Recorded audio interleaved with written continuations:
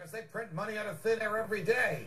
With me now, someone who finds this just as troubling as I do, Euro Pacific Capital CEO and radio talk show host Peter Schiff, author of How an Economy Grows and Why It Crashes. Peter, it's a pleasure. Welcome here. What happened to NotHaus? What did he do? From whom did he get permission? And why do you think the feds went after him? Well, they went after him because he was providing an alternative to Federal Reserve notes. He wasn't counterfeiting anything. I mean, you couldn't confuse the gold and silver coins that he was making for any kind of legal tender. In fact, all of his customers knew that the coins they were buying were not legal tender. In fact, they specifically wanted them because they didn't want U.S. dollars, because Ben Bernanke is creating so much inflation. They wanted a store of value. So what the government is actually accusing him of being a terrorist is for providing an alternative to the U.S. dollar. What would you do with these coins? Would you keep them so that they would appreciate in value as the value of gold goes up, or would you use them to go to the drugstore and buy toothpaste? Well, if the drugstore would accept it, but most people were saving them or bartering them in a small community. I mean, I think NotHaus encouraged people to barter them, but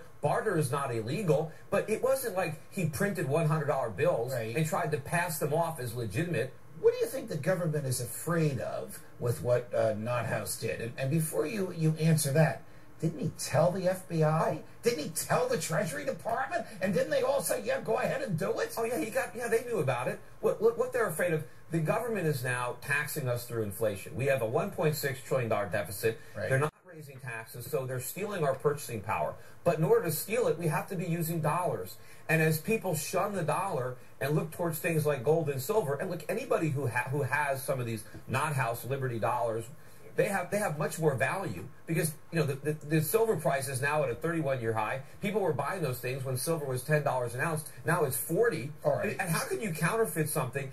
The Federal Reserve note has no intrinsic value. At least the coins he was making had some intrinsic value. All right, and the Federal Reserve note isn't even worth the paper it's printed on, literally. Why wouldn't the government go after Ben Bernanke for being a domestic terrorist? Well, in actuality, our Federal Reserve notes are counterfeit. You see, the reason that it was illegal to counterfeit Federal Reserve notes is because before, when they were legitimate money, it was a note, IOU, silver or gold. Right. And so a legitimate Federal Reserve note could be redeemed for silver and gold, but a counterfeit note couldn't be. But today, there's no difference between the Federal Reserve notes that the Fed counterfeits or the ones that a criminal would counterfeit, because neither one of them are backed by gold, because a note has to be a promise to pay, and the Federal Reserve notes don't pay anything. Obviously, I wasn't the judge in the case, and obviously, if I was, I would never have let the prosecution tell the jury this guy is a domestic terrorist.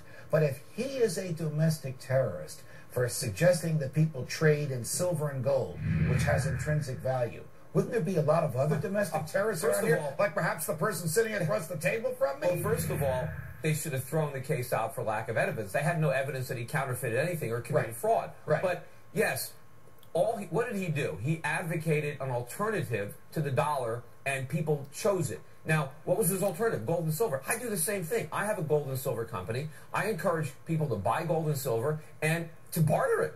And so am I a terrorist? By the definition of the Justice Department, I am. And if NotHaus is a terrorist for selling gold, well, maybe anyone who buys gold can later be called a terrorist. Maybe that's going to be a reason why the government confiscates gold. And the interesting thing is, NotHaus had about $7 million worth of gold and silver that he was storing for clients, and now the government wants to seize it as contraband. So who's terrorizing his customers?